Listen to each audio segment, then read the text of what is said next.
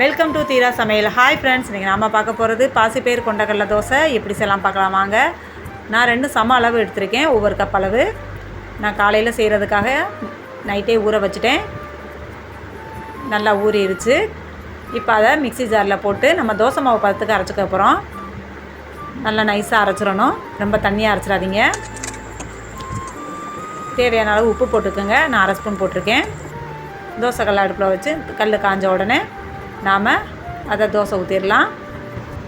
சின்ன குழந்தைங்க பயிர் ஐட்டங்கள் சாப்பிடாதுங்க. அதை நம்ம இந்த மாதிரி ஊற்றி கொடுத்தோம்னா ரொம்ப நல்லது. ரொம்ப சத்து உள்ள பொருள், இதில் அதிக புரதச்சத்து இருக்குது. பெரியவங்க கூட சில பேர் சாப்பிட மாட்டாங்க. நம்ம இந்த மாதிரி செஞ்சு கொடுக்கறதுனால விரும்பி சாப்பிடுவாங்க எல்லாருமே.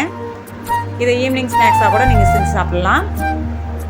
ஊற்றிட்டு இந்த மாதிரி மூடி போட்டுருங்க. பாருங்கள் எடுக்கிறதுக்கு எவ்வளோ அழகாக வருதுன்னு. அவ்வளோதான் ஃப்ரெண்ட்ஸ், நம்ம தோசை ரெடி ஆகிடுச்சு. இதுக்கு தேங்காய் சட்னி வச்சு சாப்பிட்லாம். நம்ம சேனலை புதுசாக பார்க்குறவங்க சப்ஸ்கிரைப் பண்ணிடுங்க, பெல் பட்டனை கிளிக் பண்ணிடுங்க.